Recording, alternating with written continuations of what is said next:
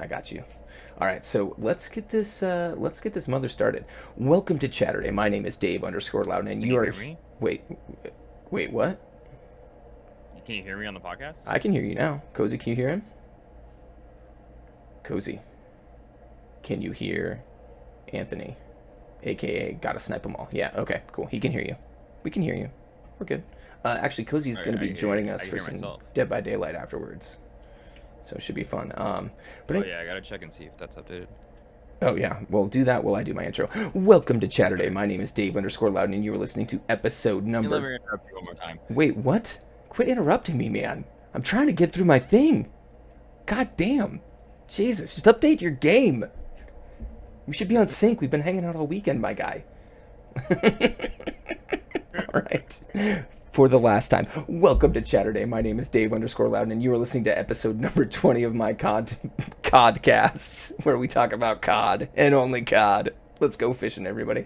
Episode number 20 of my podcast, where each week I introduce you to new and awesome small streamers. We talk about their channel, who they are as a person, and if we have time, some different game news from the past week. If you're watching this live on twitch.tv/Dave underscore Loudon, stick around after the interview to watch us play a few hours of games.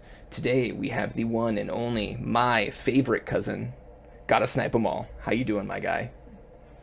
Good man, happy to be here. Yeah, thanks for, this was kind of last minute. I had my guest Spark LMO drop, and so I was hanging out with Anthony all weekend, and he's like, hey, I'll do it with you, which is great. Anthony is not a heavy streamer. He does a lot of light streaming, but we figure we'll talk less about him and more about what happened this week. We always have stuff to talk about, plus we're cousins, so maybe stories will come up. Maybe we'll talk about the short films we made. Maybe we'll talk about other stuff. I don't know. Crazy stuff happens. We're cousins, so Yeah. Right on. Sounds good. yeah, we can talk about just about anything on the podcast today. But let's just start out. It's just you and Wolf on. Well, if it just ends up being you and Wolf, you can join me and Anthony, and we'll have a squad of 4. But yeah, let's start about just talking about you. And what, Dead by Daylight? Yeah, and Dead by Daylight. So we're gonna be playing that after. It's always nice to have a full team because you can actually, it'll help you out a lot too, because you'll see how we communicate and whatnot. So Yeah. but yeah. So Anthony, kind of describe yourself a little bit. Tell us a little intro about yourself. Yo. Yeah. Donkey. Well, as far as the streaming goes, I've dabbled with streaming. Played some Warzone on it. Yep. And yeah, mainly Warzone over last year. Okay. So and a little bit of Apex. How often do you think you stream?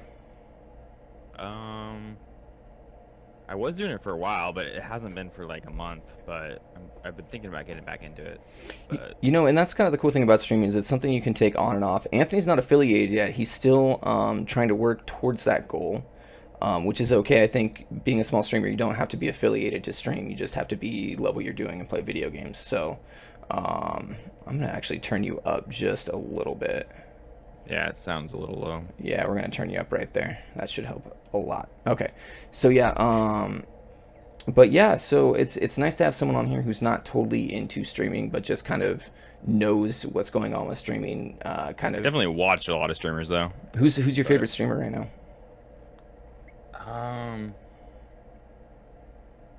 Damn, I mean, it's probably classic. I mean, yeah, probably Nick Merckx.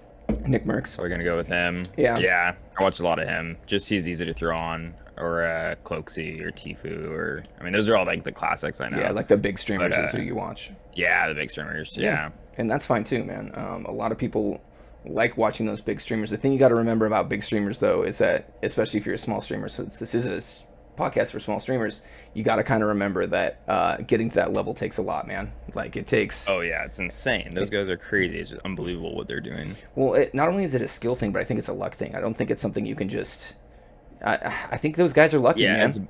Those guys are lucky. It's definitely luck. It's a lot of both. I mean, more on the side of luck, and then also being able to, I don't know, Well, I think it's like Tim... entertain that many people at once. It's crazy. Well, if you look at someone like Tim the Tap Man, he's not anything special at all. He's pretty good at games, you know what I mean? But like, he's fat and he's funny, I guess, but no funny than any other person on Twitch. Like, it's just, I think it's just one of those things where it's luck, man. People started watching him, people liked what he did, and it just kind of snowballed. So I don't know if He's entertaining for sure. He's definitely funny. Yeah, well, I mean, you got to keep that entertainment value up, but no matter what you're doing, you know what I mean? Like, He's okay at Warzone. He gets some good kills. yeah, but I mean, he's no better than like some of the professionals that actually sit down and play it. He's just more No, entertaining than they I are. actually say I'm probably as good as him, honestly. Yeah, yeah.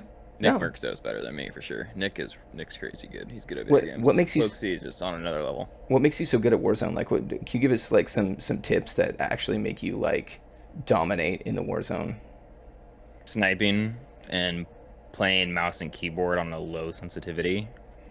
I don't know if anyone plays mouse and keyboard, but if they They play do. on a high sense, playing that game, it's definitely a disadvantage. If you can get like a bigger mouse pad area, like a place to move your arm, and then play at 400 DPI and low sensitivity, anywhere from like 5 to 7. Yeah. It's crazy. It definitely will improve your aim. Oh, okay. So it's not only a lot of times it's not just being good. It's having settings that are the settings you probably should be having, right? Because is that what most of the 100%. like professionals run and everything like that?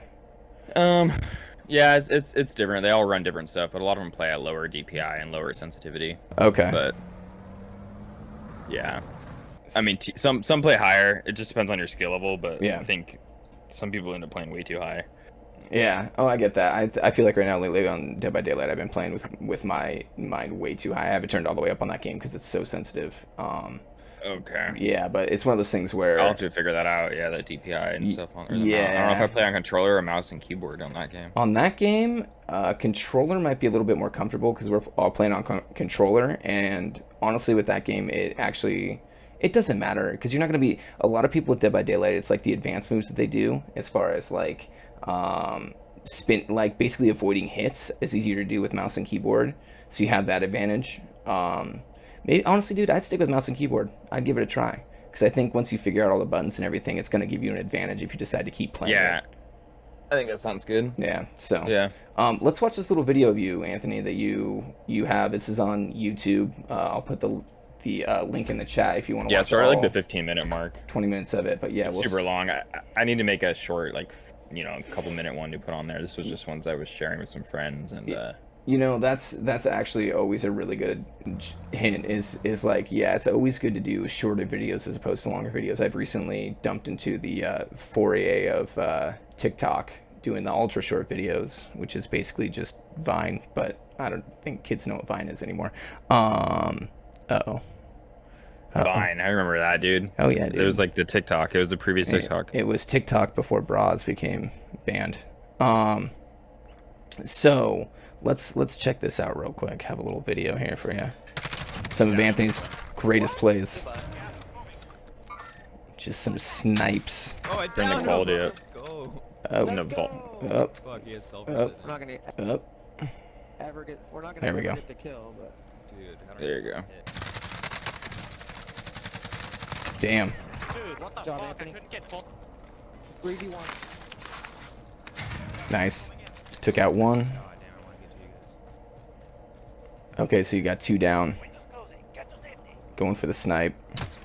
Dear God, headshot. Go! Dude, let's Oh, dude, you won? No way. good shit. Yeah.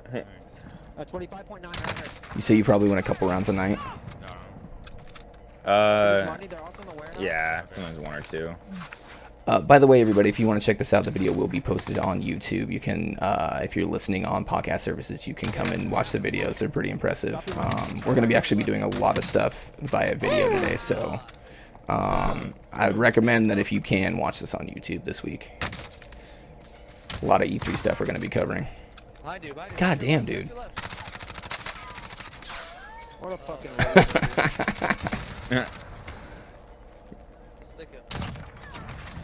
Oh my God, bro. Fucking pussy. Good shit. That's fucking awesome. All right. Dude, Yeah, we're not going to good. do too much of that because it's not a lot Yeah. of audio gold for people, but that shit's pretty awesome. It's some good stuff. So, but yeah, so you're saying low sensitivity helps. Do you have any other, like, tips out there for people who want to improve their Warzone game since this seems to be your Just practice, forte? man. Practice and watch good players. That's about all you can do. that is Try that to imitate what they do. that is actually very good advice. Is like if you really want to get good at a game, you need to be watching that game. You need to be looking at different videos. You need to be doing different tutorials and stuff to really up your game. Like no pun intended, but that's just kind of how it 100%. is like you need to be on there and doing your thing. So at the end of the day, but yeah, man, cool. So since this episode's going to be ran a little bit differently, since Anthony isn't huge into streaming, but he is out there, make sure you do throw him a follow. We're going to be doing probably more topics today and maybe some more stuff like Anthony. Sorry. Oh, go ahead. I was gonna say I'll throw my just my normal Instagram in there too, not my streaming one. Yeah, absolutely. Yeah, follow him on Instagram. Anthony's also a photographer. He takes excellent pictures, especially with his Instagram. Also, his cat has an Instagram, who would appreciate a follow. So he's got stuff all over the place. Go ahead and, Anthony, can you... Actually, you can post all that. You are a mod in my Discord, so if you want to post your links, feel free to. Yeah, they're there. So... yeah, go ahead and follow Oakley the Bengal. Go ahead, follow him on Instagram and get those follows up, guys. It's some good stuff on there. His photography is freaking beautiful. He's been doing. How many years have you been taking photos for? Like 15. It's been a long time. Yeah, he's been doing it for quite a while. Ever since junior high. Yeah, it's crazy how his photos. What was the first photo? When did you know that you were gonna be like a good photographer? Probably in like 9th grade when I was like messing with the camera, or 9th grade when I first got into high school, and I took like photography. Okay. I think that's kind of when I got interested in it, and then I really just kind of like got obsessed with it and started going down that path. Yeah, it's cool stuff, man. He's gone on like African trips. He's gone up to Alaska. Where all have you traveled for photography? Yeah, I've been to Africa twice. Been to in Africa it's Ethiopia and Rwanda to see the mountain gorillas, and then saw the migration in the Serengeti. That's insane.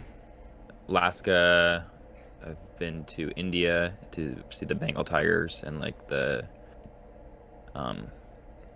Sadhus, which is this group of like millions of people that all go into the Ganges River and bathe and like pray and all this stuff, and it's like a tradition in India that happens every like 3 years or 4 years. That's nuts. That's really cool too. Yeah, just some crazy stuff. Oh, that's awesome. But, that's awesome. I mean, like, yeah, it's one of those things that's like, do you think your photography at all has, and I guess that leads also into video editing, has that helped, you think, would that help with your streaming in any way if you decided to like bring that into it a little bit more? Like, I mean, definitely with like your video editing stuff, like, do you find yourself editing more, like, would you think you would edit more videos if you had more content and stuff like that to put out there, I guess? Yeah, and I think if I was just doing more, like having that skill set is definitely a good background, background of skills to have to help make that stuff. Nice. Well, I know. So let's kind of switch gears here. We're gonna flip over into topics, which I still, after 20 episodes, do not have a good intro into topics, but I will figure that out. This is the 20th episode. This is the 20th episode, man. Let's just take a moment to soak that all in. That I have been doing this for about half a year now. I've got 20 full episodes up on Apple Podcasts and SoundCloud, and I'm honored to have my cousin here with me on my 20th episode. So crazy, man. Congrats. That's awesome. How long have we been like actually actively friends? Probably like 15 years, man. Like before, because like we grew up together. We did family stuff together, but we really didn't start hanging out until I moved over to Seattle. And and I was like out of high school, I feel like. Yeah, you were actually he was living with the heir to the Contact fortune on a like $20 million estate in a house that was on the estate from the main property, and we had some fun in that house, man. We played lots of Little Big Planet. I think your love for Modern Warfare was derived from that. Call of Duty. Call of Duty Modern Warfare came out then, definitely. The first one, dude. We had so much fun playing that shit. We played that for hours, bro. Yeah.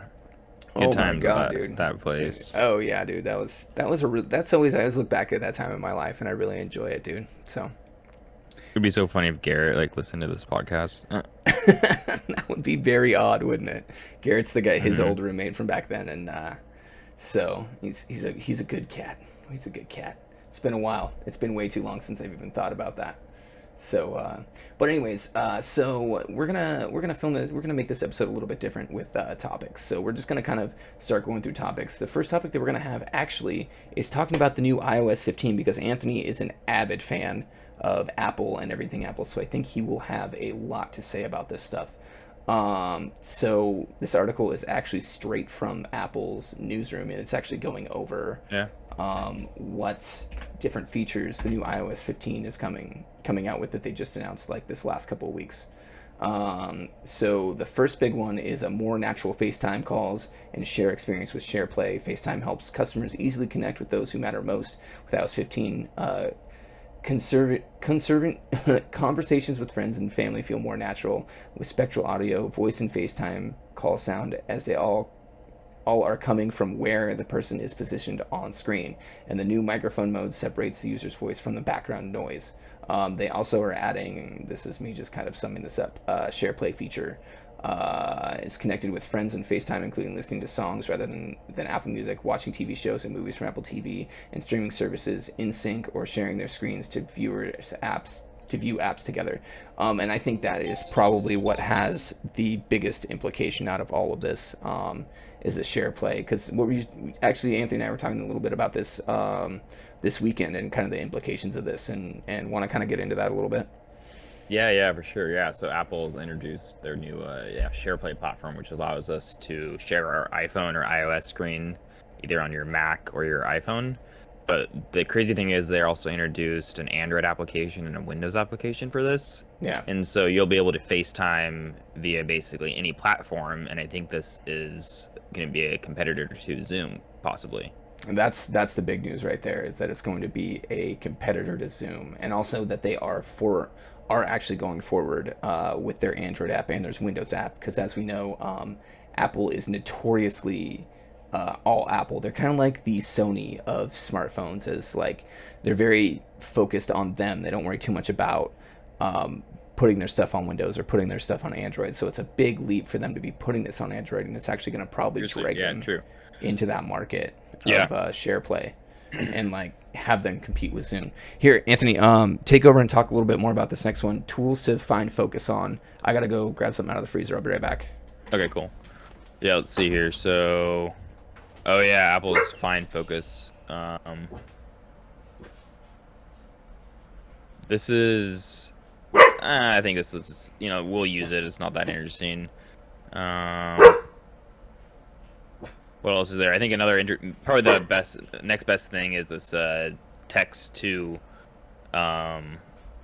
like speech or text to writing feature that they're gonna have. Basically, you can take a picture of something you've handwritten and it will write it digitally in your phone, so you can take a picture of anything you've written or words on a screen, anything like that, and you can find it later on using your search features in your phone.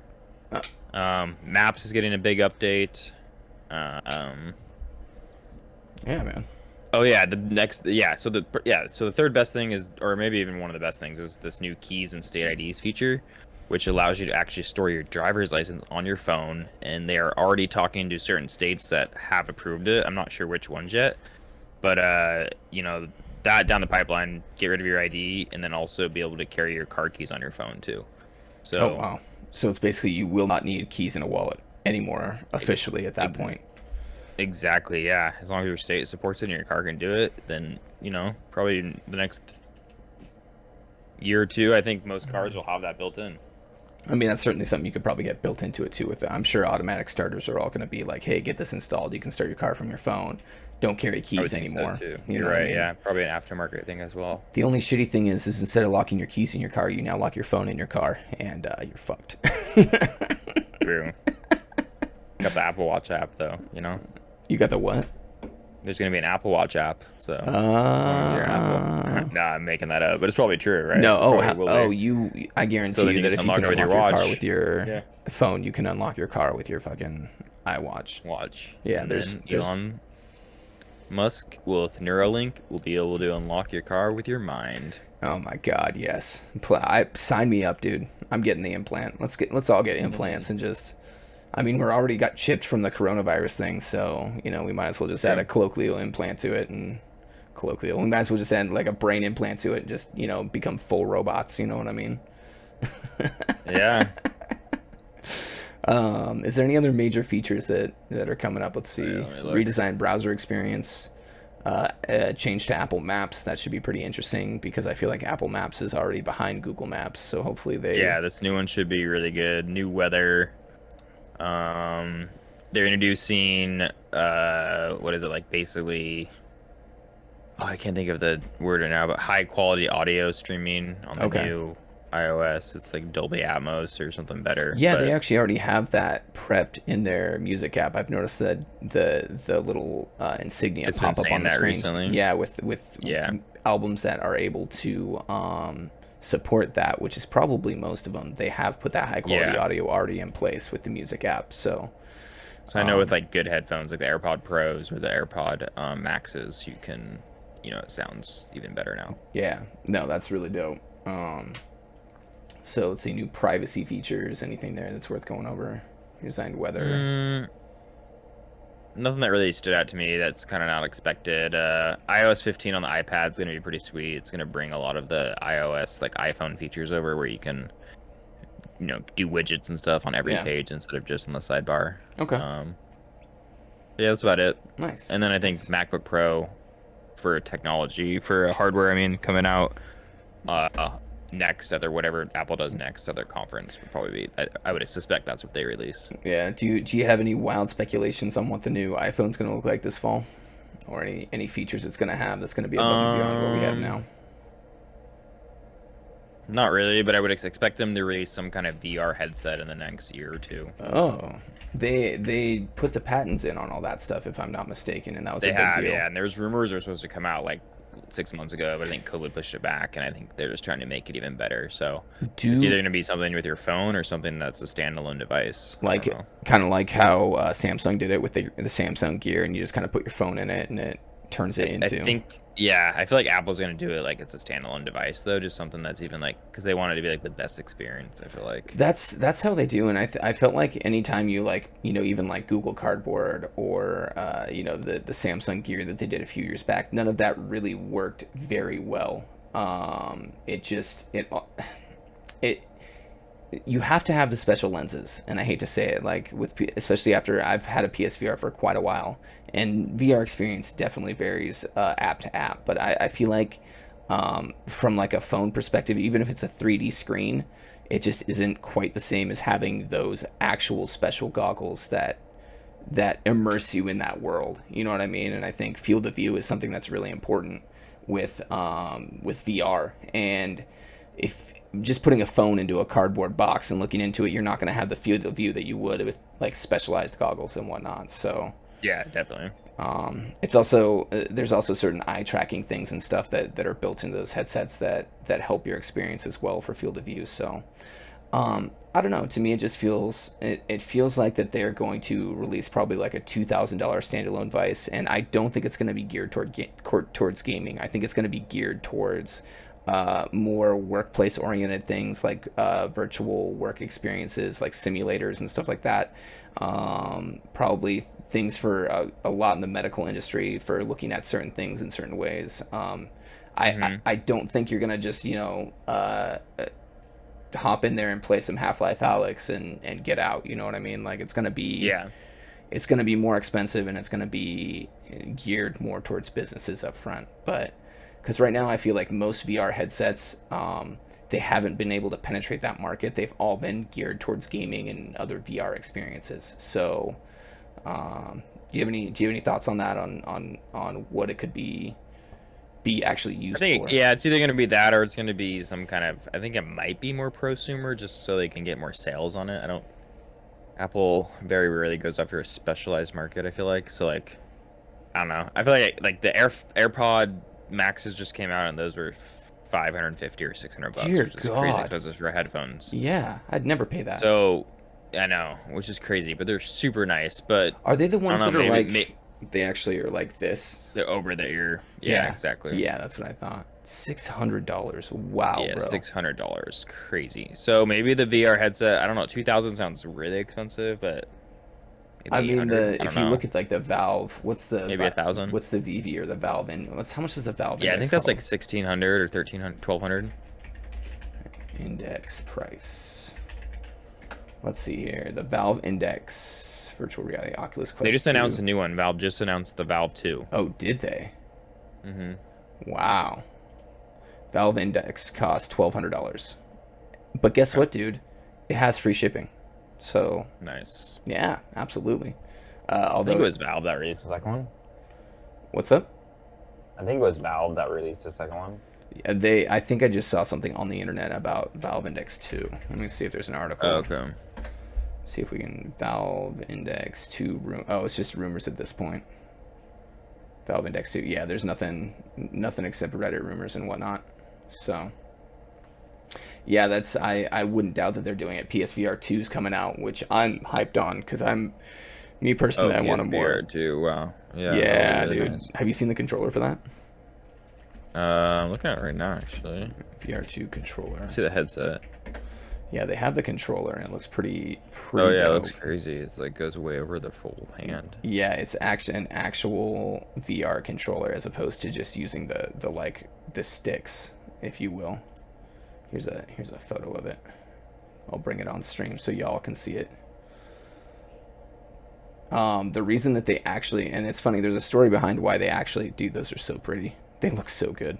The reason they actually released the controller out, like a picture of it, is because they're actually giving them to developers right now so that they can button map them and actually use them with their product. And they were so afraid that the controllers would get leaked that they're just like, you know what, we're just going to leak it ourselves. We're just going to show it to everybody the way we want to show it so that once developers get it, the pressure's off them. Because now the developers can, let's say they get one and it goes on the internet by accident, then they don't have to worry about the design going on the internet. You know what I mean? They can just focus on making a good product. So they have not shown the actual headset yet at all, but these controllers look very pretty, and I'm very into PSVR 2. I am planning on getting one. My problem with PSVR 2 is I don't know if I have enough room in my little space back here to actually use it. I might not. I don't know. We'll find out though. So, but I am very hyped on VR. It's one of those things that I'm pretty passionate about, and I love the PSVR 2. I do streams every once in a while. It's really fun, man. VR is where it's at. If you can do VR, I would recommend the Quest, Oculus Quest 2. If you don't have it, no wires, great system.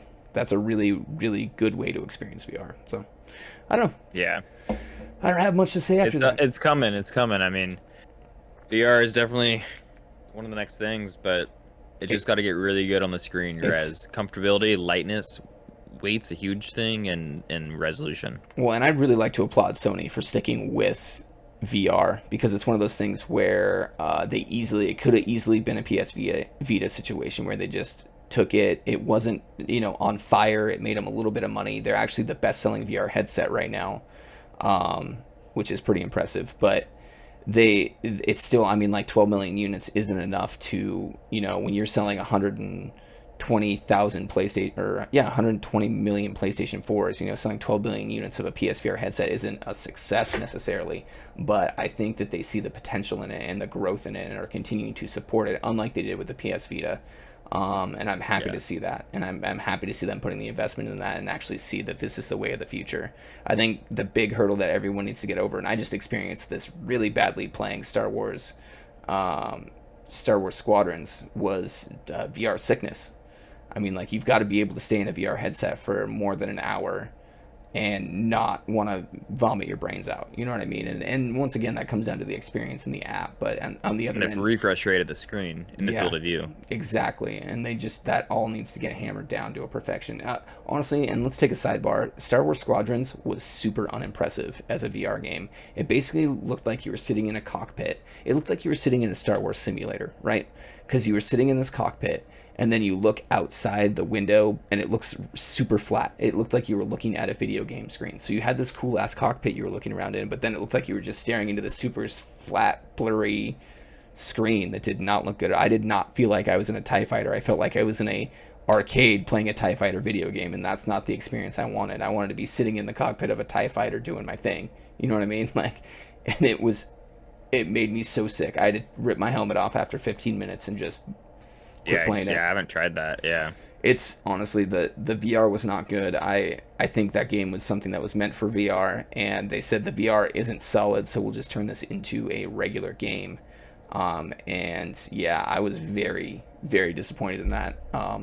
They recently gave it away for free on PlayStation Plus, so I was able to actually just try it for free, so there was no loss on my end. But at the end of the day, it was not good.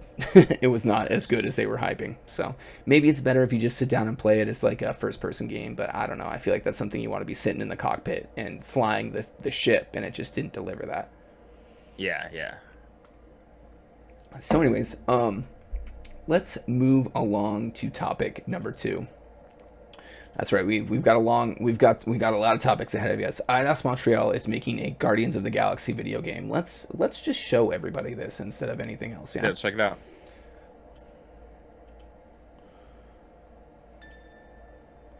The pause button on that.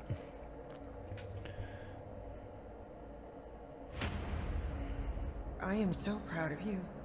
Oh my God, this looks beautiful. Do you know what a birthright is, Peter? Full disclosure, I haven't watched this with sound yet. Something that's a part of you. Like your name. Gardeners of the Galaxy?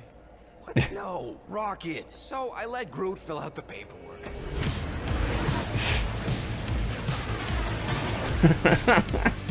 So we got fined. We appear to be 6,963 units short. I know, we clearly need a plan. Wow.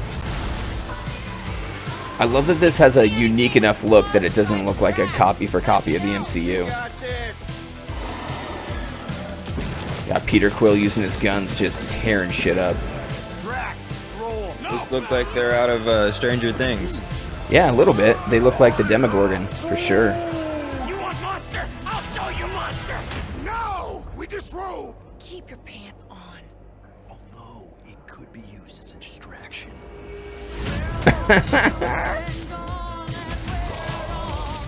This looks like some pretty solid gameplay. We're all professionals here, right? I wonder if this is multiplayer. What's this gonna be on? Everything. I did exactly It's a IDOS game. IDOS Montreal. So, Square Enix. That's who! It's literally in your contract! I made no such commitments. In less than 3 cycles, all would be lost. The galaxy cannot be saved. Oh my God, bro. Do this Let's go. Fucking great, Quill! It's pretty cool. Yeah, this looks great. Star-Lord, right? It's Star-Lord. Oh, crap! They didn't make him look like Chris Pratt though. Not at all. They made Rocket Raccoon and Groot look very similar, but it seems like Gamora, Drax, and Star-Lord look very different. Yeah. No, of course I will.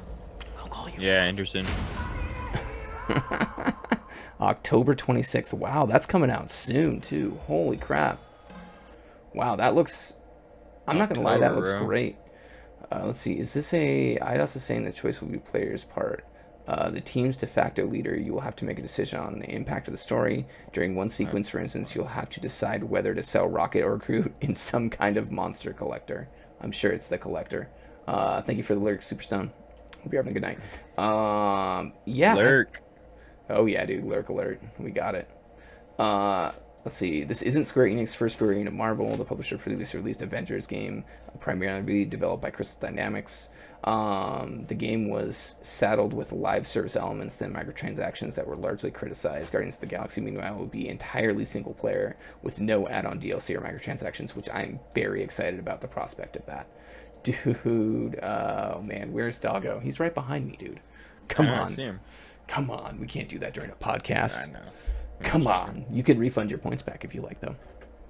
No. Nah, you probably got like 1 million of them anyways. Yeah, I got a lot. Hopefully it's not like Avengers game. Yeah, I think this is going to be more like I have a feeling it's going to be more like Jedi Fallen Order than Avengers Endgame. It looks like you're just going to be able to control Star-Lord and you have your other homies helping you out.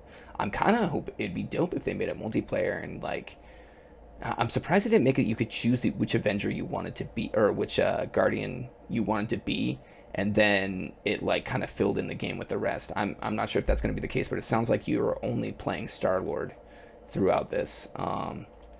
So yeah, I don't know. It sounds like it's going to be a very different game with than Avengers. I think it's also going to be in better hands.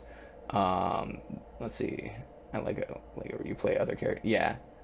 Yeah, it would be nice to be able to play other characters, but I think it's going to be like I said, more like Spider-Man, more like Jedi Fallen Order are going to be that type of just single player solid experience, which I'm actually I love games like that. And I think it could be. Yeah, you're big into those games. Oh yeah, the trophies and shit. Yeah. Getting the trophies, collecting the stuff. I'm a sucker for just a really good story in a game, and it looks like that's what they're going for with this. They're not worrying too much about like the multiplayer, microtransaction, DLC. They're just making one solid experience, and it's also made by the people who made Deus Ex, Montreal, Edmonton, or not Edmonton, Montreal.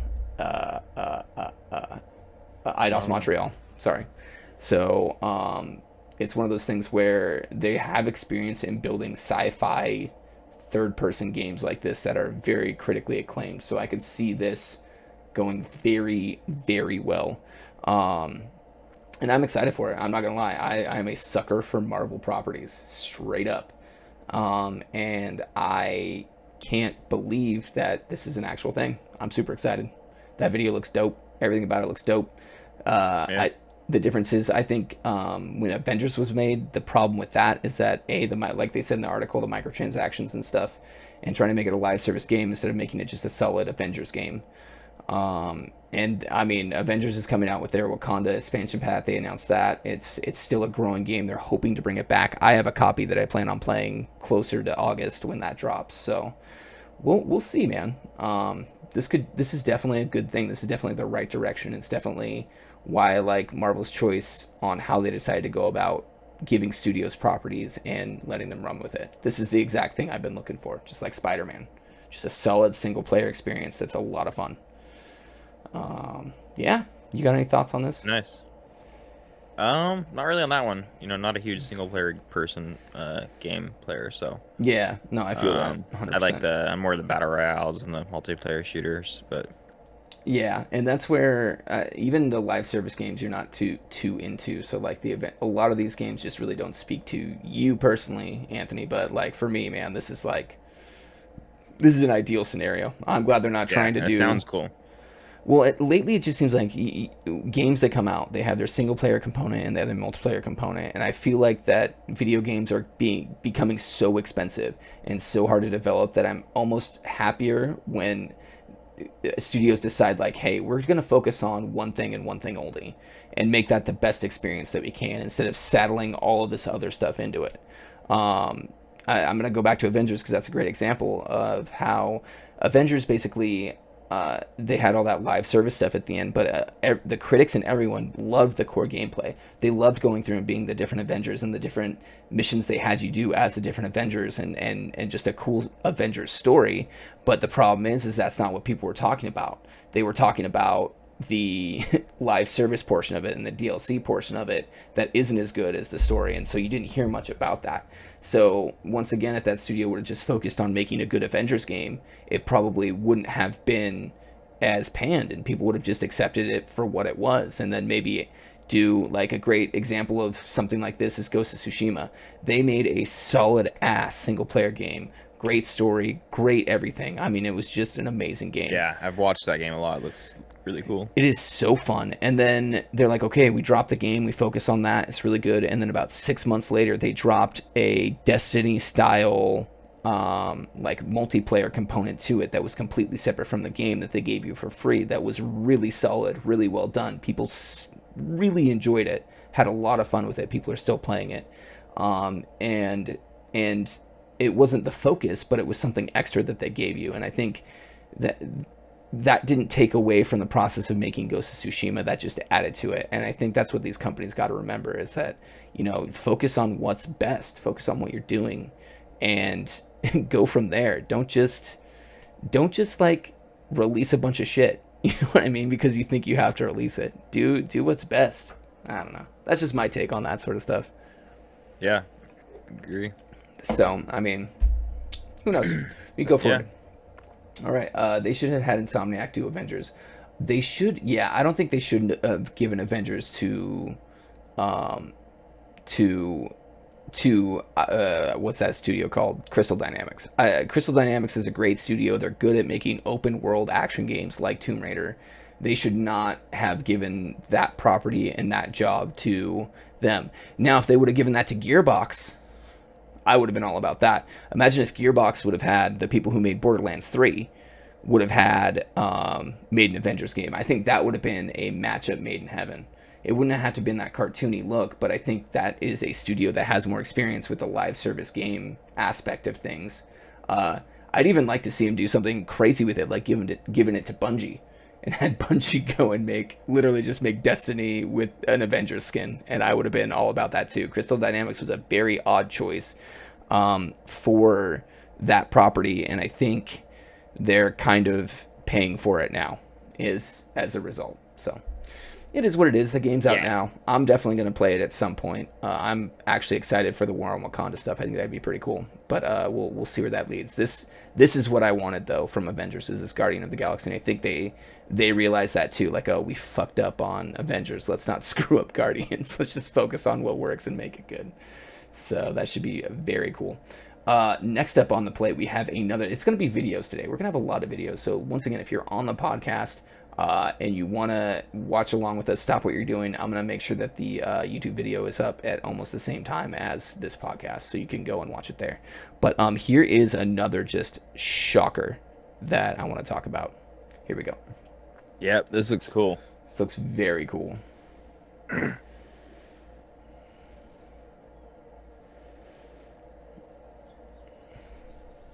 I'm excited for it anyways. This will probably be on every platform as well. Yeah, this is going everywhere for sure. I forget who's developing this, so I'll have to look after. I gotta turn the sound on the stream. I'll tell you what, everybody. You are going to be seeing a lot of Avatar over the next 5 years. You don't realize it yet because they're not talking about it, but yeah, dude. Get ready for it. 2, 3, and 4 coming out. This is going to be the year of Avatar, or the decade of Avatar.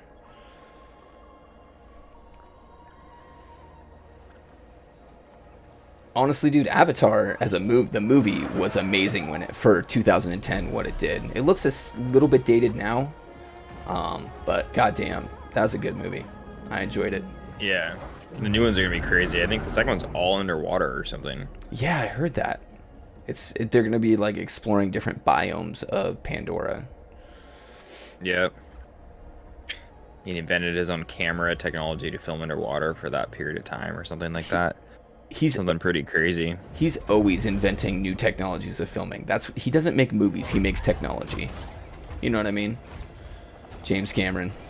Gotta love it. Yeah. He releases a movie like every 10 years. If anyone's interested in those actors, there's these podcasts called Blockbuster, which are great. Yeah. Or directors, sorry. No, the one on James Cameron was really good. The Spielberg one was really good too. Yeah. Check that out. Check out that podcast, Blockbuster. James Cameron is the second series. The production value on it's insane. First series or season is on George Lucas and Steven Spielberg. Yeah. Are they making another season of that? They've got to be. What's that? They've got to be making another season of Blockbuster. Yeah, I'm sure. The second season just came out not too long ago, so I'm sure they're working on the third. Must have been like 3 or 4 months ago. That interaction that in that podcast, they actually do a lot of like mock interactions, and they do things like interactions between James Cameron and Arnold Schwarzenegger, and Arnold Schwarzenegger just being like, "This Terminator script is garbage, bro. What are you doing?" Like, it's funny to listen to. Crazy on the set, yeah. There's inside details and stories. Crazy, like when they were filming. Yeah. Terminator 2, Judgment Day, or Terminator 1, I forget which one, but yeah, they got poisoned on set by one of the staff members. Oh, that's right. Forgot about that. But yeah, no, that's Great a stuff. great. Check it yeah, out. It's Post a link to it. Oh yeah, put that up there so they can find it. Let's see, is this going to be an MMO? So let's find out. Let's delve a little bit deeper into the story here.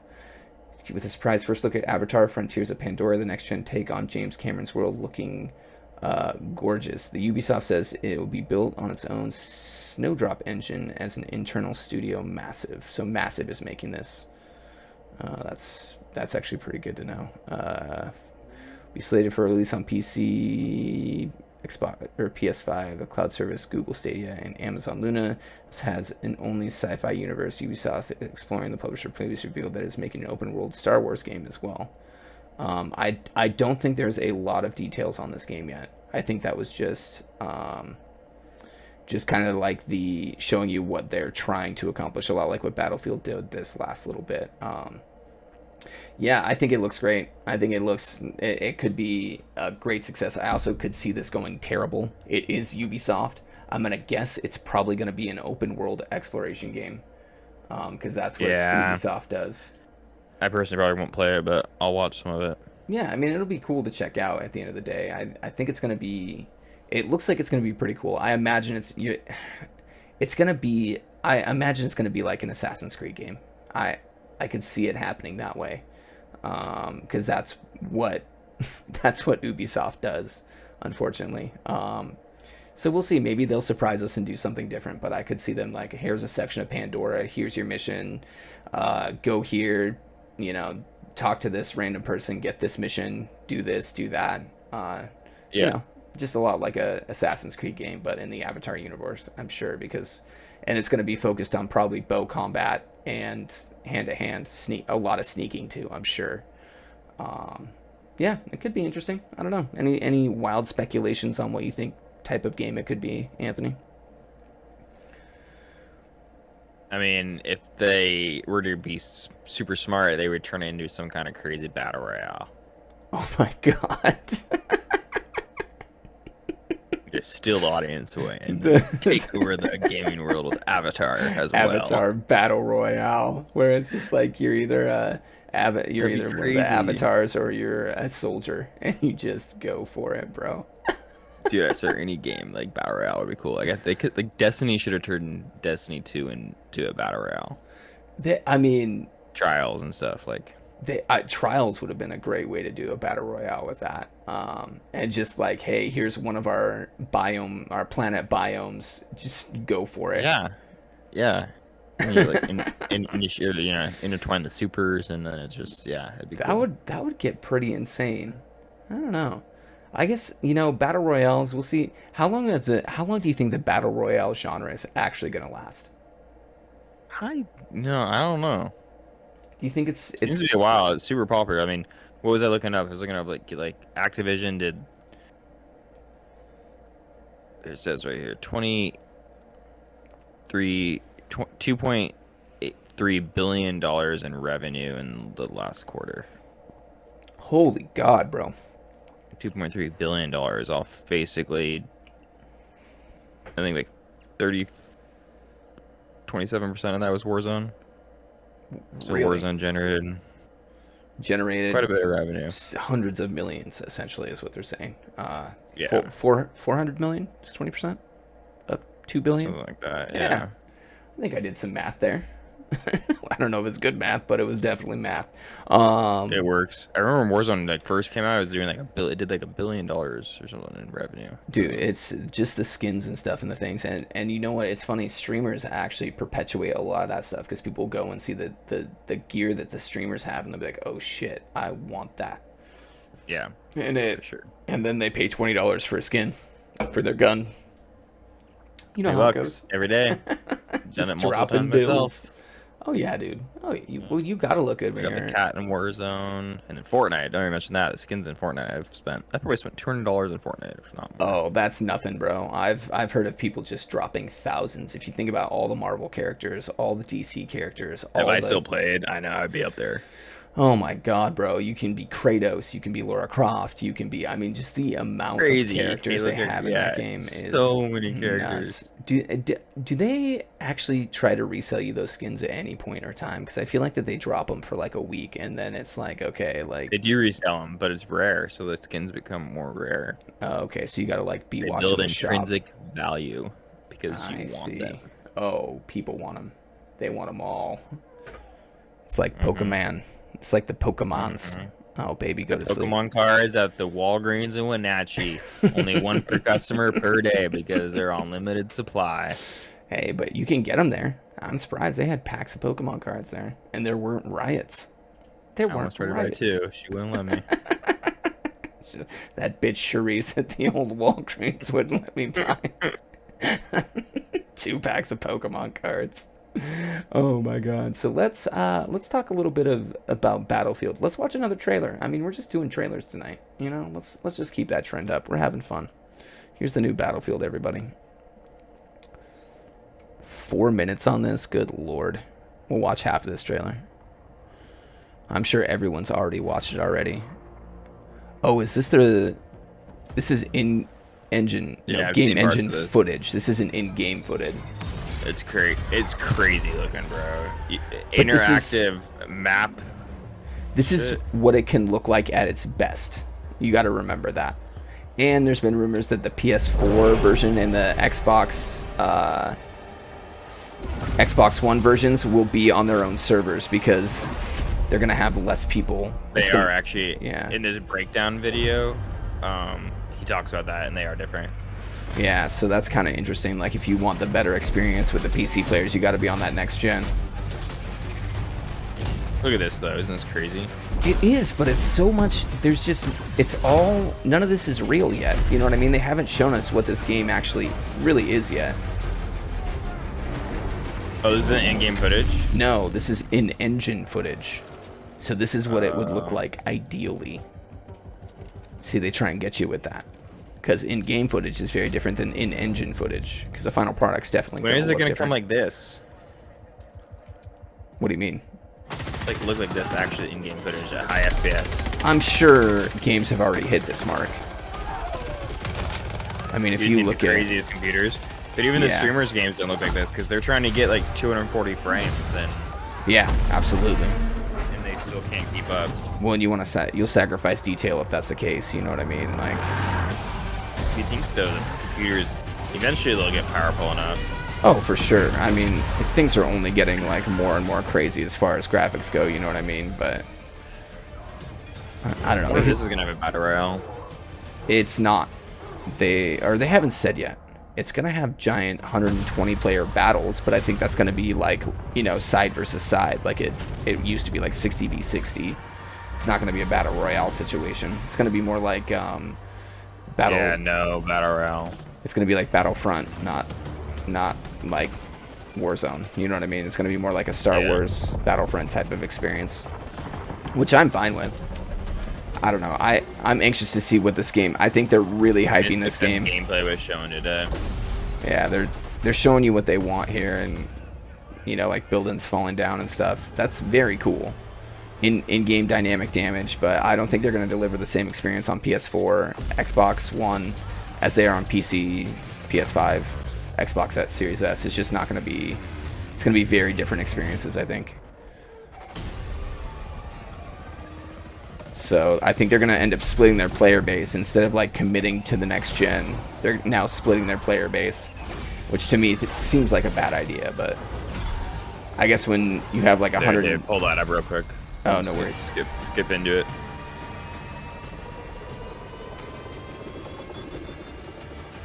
This is actual gameplay footage, I guess, released today. Oh, okay. You found some gameplay footage. Throw it in the chat. Mystic said it was there, and I found it. Okay, let's take a look. What the actual gameplay footage looks like. Pre-alpha. Live game with up to 128 players. You see, it does not look like that. Yeah.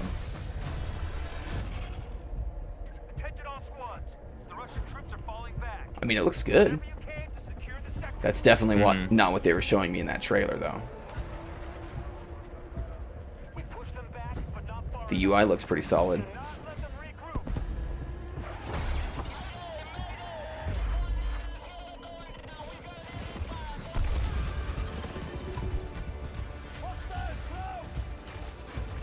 Got a grappling hook. Whoa, crazy. This is like in the future, so This will be cool. I'm gonna get this. grappling hooks are a thing in the future. Just remember, guys. Yeah, I mean, look at that plane, bro. What the fuck's that? Dropping a tank in. Good lord. Ooh, drop it in. I mean, they're definitely separating themselves from Call of Duty. Yeah, and 120 players, multiplayer is basically battle royale. I guess. I mean, you know, you're gonna Oh, die like and respawn. respawning. Yeah, that's the difference. As you respawn, you get in there, you get to a certain player count. It looks like you can see at the bottom kill like the death. 337 player count, or kills or whatever. I see. Yeah, Oh, they're gonna show this build and falling, aren't they? it is crazy, bro. Yeah, you get hella kills. Whoa, look at that. And I'm sure you're gonna be in squads of like 3 Upgrading or 4. your guns. BCD. Yeah, they looks like squads of 4. And then playing on one side or the other, I'm sure.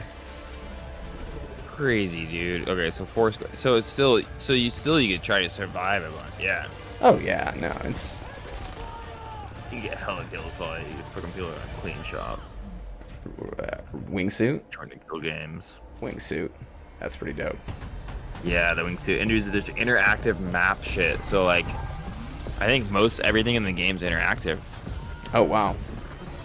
So like you're pretty much going to be able to, you know, shoot something, it will crumble. That's what Move they're or going shoot. for. Yeah, you shoot like crates or hit a crate and it moves, I guess. I mean, they're really trying to create more of a war experience as opposed to a, you know, single player. You know, this is going to be one side versus the other, not, you know, I'm with my buddies doing my thing. Huh. Whoa, that's crazy.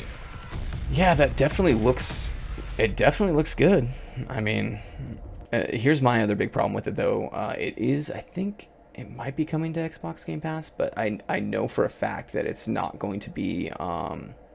It's going to be a $70 title with microtransactions and with everything else. Oh, yeah, I didn't think about that. Yeah, so that's going to be the hard pill for people to swallow. That instead of, I'm so horny for this game. We know, Cozy, you're horny for everything. It's okay. We love you for it.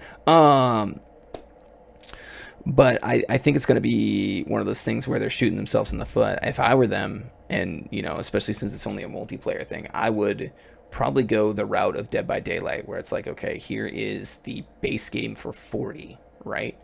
And then we will feed you more content as you go, so that, you know, if you keep up with the game, you can, you know, you end up spending more money on microtransactions and stuff like that. But here's like to get people in. I think getting people in is going to be the challenge at $70. Yeah. And I could eat my words on that, but we're living in a day where it's like, well, I could spend $70 for Battlefield, the new Battlefield, or I can just go play Warzone for free, or Fortnite for free, or Apex for free, or any number of games that are like that for free. So I feel like they'd be best off partnering with someone like Xbox and releasing it day and date on Xbox Game Pass and build a player base that way. I think that would be super smart. Yeah, or the free-to-play model and just pay for Battle Pass. I mean, I don't know. I feel like that gets a lot of users on it, and it makes it open for everyone that wants to play with their friends. Yeah, absolutely. I think making it free is always having a cheaper way for people to get in, if not free, is the better way to go, especially with these types of games and fostering a player base. If you're not able to access the game easily, it's not going to grow up front while it's still popular. And if you don't grow that game in the first month, you might as well just not have made that game. You know, like, I hate to say it, but Yeah. that's really what it comes down to, is you need to grow that player base right off the bat. And a $70 price tag is not the way to be doing that. But Yeah. what do I know? You know, Speaking of gaming, yeah. Well, I think it's got the name. I think you're going to see it come out. I think you're going to see the influencers, people playing it. You're going to see people buying it a lot, like with maybe like Outriders and stuff. But I just think it's going to, if you don't get enough people in it to keep them excited, and you don't keep people coming into it, it's going to be hard to do. Yeah, Cozy's into dropping the $70 on it. A lot of people will be. Trust me, a lot of people will buy this game. But I think you need to get the casual player. Like, you need to get the players in there, like with Warzone. Like, let's say me and Anthony are super into it, but our friend Chad is just kind of like on the fence. We're like, well, Chad, it's free, so you might as well just download it and come play us with us. How many tag-along players do you think that they have like that in Warzone that wouldn't be there if it wasn't for that, barrier, if they made you pay for that game? So, $120 edition for me. I love the Battlefield series. Yeah, I really wish they would have done a single. One of my favorite Battlefield games Damn, was $120. Yeah. Yeah, dude. Like, I really like the Battlefield. I mean, oh, go ahead. paid that much on Warzone, I guess technically. Yeah, but I've had to buy both Call of Duty Warzone and Black Ops Cold War. They slowly bled it out of you, though. You know what I mean? Like, you didn't pay that all up front. It seems like a lot up front, but when you're doing that over 6 months, it's not nearly that much. And I think that's what they're getting wrong. Gannon, what is he doing back there? Mm-hmm. Are you just... Speaking of, to wrap this up, though, this video I just sent you is a pretty funny reveal on something else released at E3. This YouTube one? Yeah. Take a look. All right, we'll take a look. We'll finish off with this. Got some pretty funny stuff coming. Turn it up. Oh, never mind, that's me. Xbox history. Oh no. A new system that leaves others cold. What?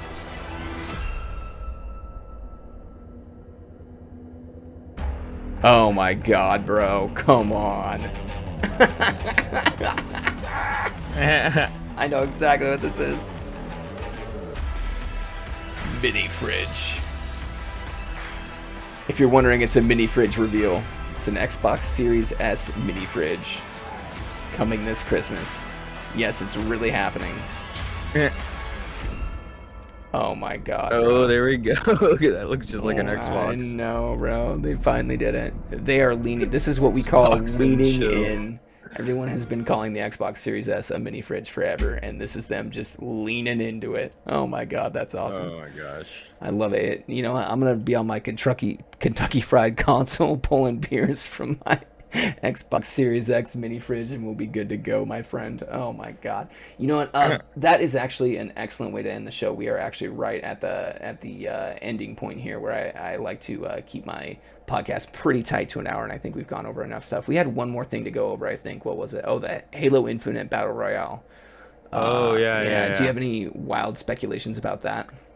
Well, I mean, as you could tell already from my point of view on Battle Royales, is I think Halo has to have a Battle Royale if they're going to be successful in this gaming era, especially to compete against Warzone, because us people who like Battle Royale and multiplayer shooters, there's no other game to play right now, and I think that's the next one on the horizon that could steal a spotlight. So, do you think it's going to end up delaying the game? Do you think they know that, and it's something that could end up delaying the game even further? I think that's possibly why they may have already delayed the game, because it was supposed to come out during Christmas of last year, and it didn't. Well, it was supposed to be a launch title.